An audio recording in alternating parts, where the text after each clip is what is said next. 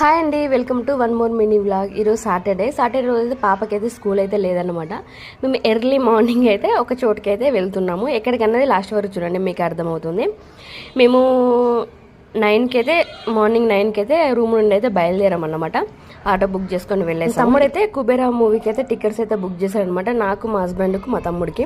అక్కడికి వచ్చినాక ఏంటంటే పాపకు 5 years కదా, అక్కడ చూసి పాప కూడా టికెట్ తీసుకోవాలి అని చెప్పారనమాట. అక్కడికి వచ్చినాక మళ్ళీ పాపకైతే టికెట్ అయితే తీసుకున్నాము. సీట్ అయితే లేదు, మామీనే కూర్చోబెట్టుకున్న తర్వాత థియేటర్ లోపలికి అయితే వెళ్ళాము. సీన్ మాత్రం చాలా అంటే చాలా బాగుంది.